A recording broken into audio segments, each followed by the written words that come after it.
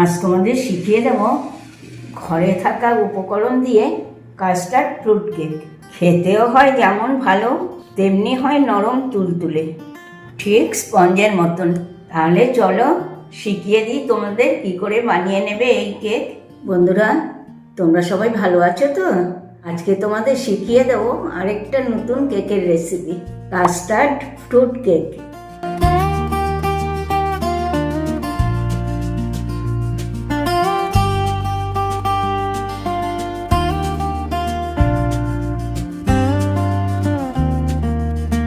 তাহলে চলো দেখে নেওয়া যাক তার জন্য আমি কি কি উপকরণ নিয়ে নিচ্ছি।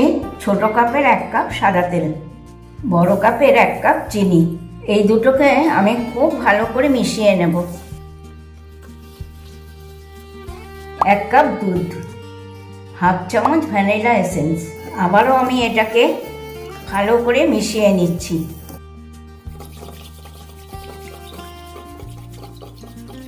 এই ফাঁকে আমি কেকের পাত্রটা তৈরি করে নিচ্ছি। তেল ব্রাশ করে সাইডেও দিয়ে নিচ্ছি একটু সাদা তেল ব্রাশ করে। এবার বসিয়ে দিচ্ছি বাটার পেপারটা। এটার উপরেও আমি আবার তেল ব্রাশ করে নেব। এবার একটা পাত্রে নিয়ে নিচ্ছি কিছুটা টুটি ফুটি। এবার টুটি ফুটিগুলো একটু শুকনো ময়দা দিয়ে মিশিয়ে নিচ্ছি। কেন বলো তো? যাতে কেকের সব জায়গায় গুলটা পাওয়া যায়।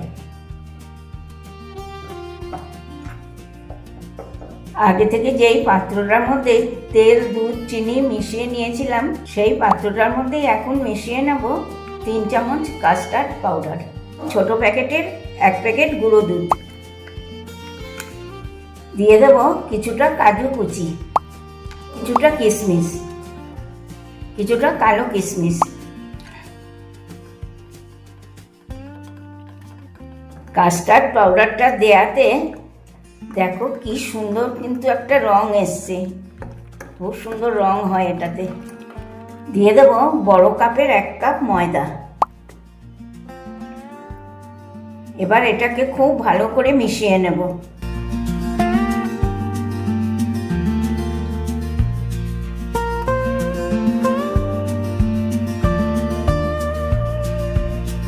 যখন ঘনত্বটা ঠিক এই রকম হবে তখন দিয়ে নেবে ছোট চামচের 1 চামচ বেকিং সোডা। দিয়ে দেবো 1 চামচ বেকিং পাউডার। এবারে এটাকে খুব ভালো করে আবার মিশিয়ে নেব।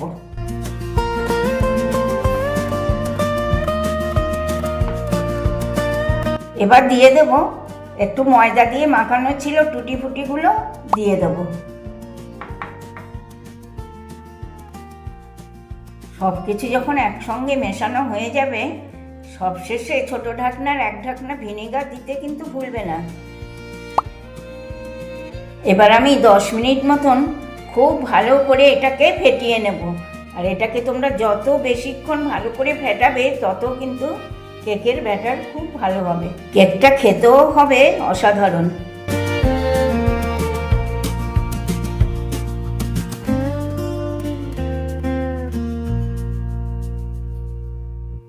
এবার কেকের ব্যাটারটা আমি কেকের পাত্রের মধ্যে ঢেলে নিচ্ছি। এবার আমি মিক্সিংটাকে এইরকম করে সব জায়গায় ছড়িয়ে নেব। আবারও আমি ওপর থেকে ছড়িয়ে দেব টুটি ফুটি।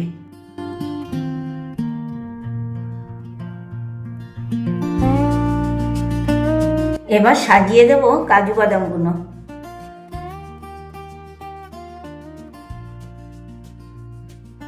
চেরি,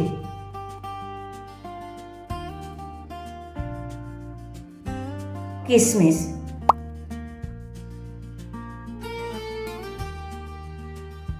কেকটা সাজানো হয়ে গেল। এবার আমি কেকটাকে তৈরি করে নেব। একটা ডেচকি আমি প্রিহিট করতে বসিয়ে দিচ্ছি 10 মিনিটের জন্য। একটা ঢাকাও দিয়ে দিচ্ছি, একটা নোড়া দিয়ে এটা চাপা দিচ্ছি। 10 মিনিট হয়ে গিয়েছে। এবার আমি ডেচকির ঢাকাটা খুলে নেব।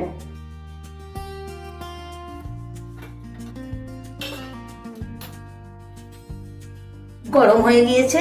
এবার আমি কেকের বাটিটায় স্ট্যান্ডের উপর বসিয়ে দেব। এবার আমি এটাকে ঢাকা দিয়ে 20 মিনিট মতো বেক হতে দেব। নোড়াটাও আবার চাপা দিয়ে দেব। 20 মিনিট হয়ে গিয়েছে। এবার আমি ঢাকাটা সরিয়ে দেখব কেকটা আমার কতটা হয়েছে।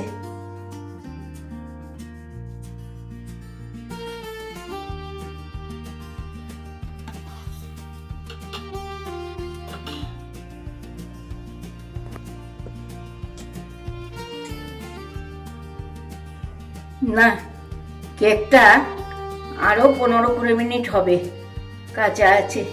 ঢাকাটা আমি আবারও দিয়ে দিচ্ছি।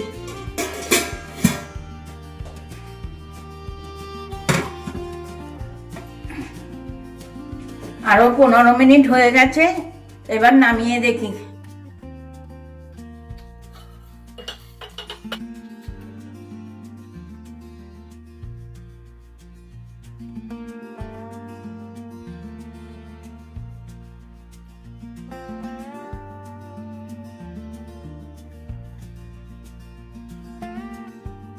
এবার হয়ে গেছে কেকটা।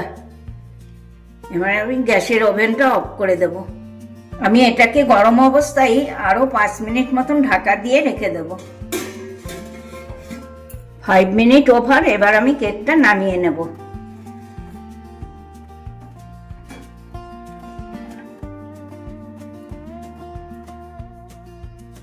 কেকটা আমি এবার ঠান্ডা হতে দেব, তারপর পাত্র থেকে রিমুভ করে নেব।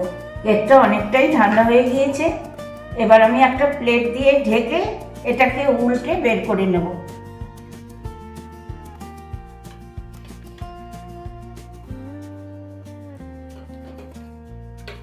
এবার বাটার পেপারটা রিমুভ করে নেব, নিয়ে কেকটাকে উল্টে নেব।